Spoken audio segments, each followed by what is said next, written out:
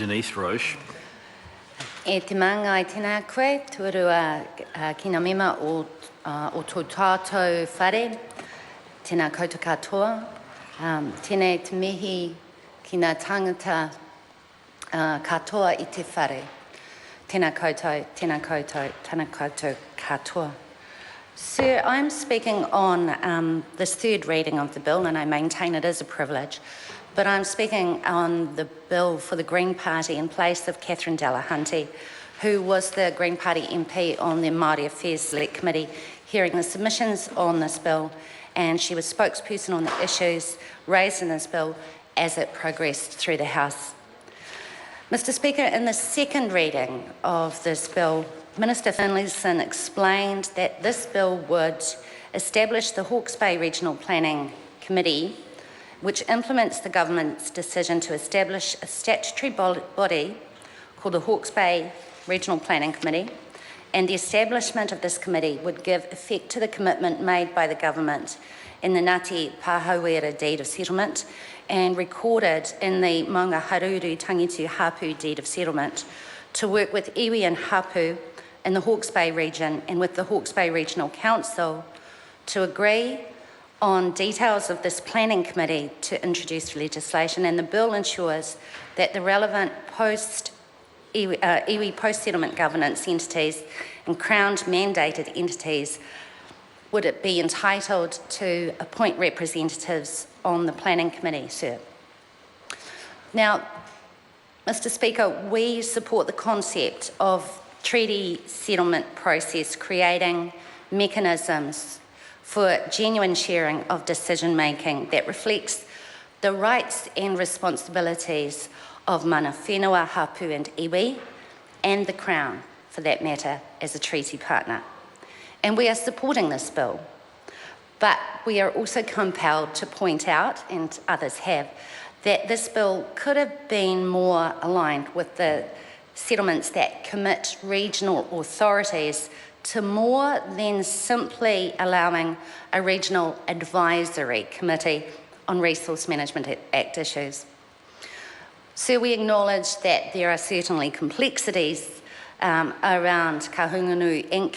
and iwi katoa, but we maintain that the Crown has an obligation to lead the regional authorities away from advisory tokenism, and we fear that this may well be the result of this bill. So we see that the Crown should lead authorities towards a genuine relationship between the Regional Council and iwi based on the rights and the obligations outlined in Article 2 of Te Tiriti o Waitangi. So my colleague Catherine Delahunty notes that this genuine relationship is a slow process. It's a gradual process of leading the horse of Pākehā dominance and resistance to the pool of water, as well as making that horse to drink. And iwi Māori know this well, as do those who've spent decades teaching te tiriti to iwi katoa, that racism is rife and disquiet still exists from Pākehā around treaty settlement bills and bills like this that try to give some effect to some aspects of the treaty settlement. And if I were to hazard a guess, sir, because I don't really understand it, I'd suggest that racism stems from a fear of sharing power, and it stems from a sad and widespread lack of understanding of the history of our land, where really few Pākehā actually understand the losses that were suffered by iwi and hapu in the Hawke's Bay area and across Aotearoa. So we maintain that in the end, tangata whenua of the rohe deserve a whole lot more for their historical suffering, the raupatu, marginalisation, the economic servitude and low-paid jobs on land that was stripped from their grasp. They deserve the full right to the things that they never handed over, rangatiratanga and mana motahaki. So we note that the Hawke's Bay Regional Planning Committee is a committee with powers and functions relating to the RMA. And we note that iwi are already advisors to council and that the advisory committee is effectively already operating. So we would have preferred to see a co-governance, co-management model. And I note, as would many in this House who've already had to deal with co-governance, co-management, that it is not an easy process. For those of us from Tainui and Raukawa and the other river iwi, we know this. But this committee, sir, the difference is this committee will make recommendations, but it will not make decisions.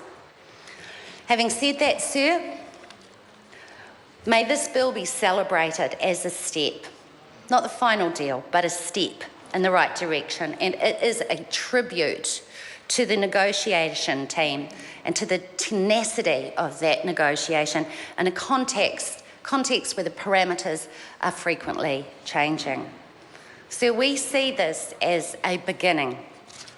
As well as the end of this process through the House, it's a beginning, and certainly it's not full and final. We see it as the beginning of a permanent negotiation for decolonisation and justice.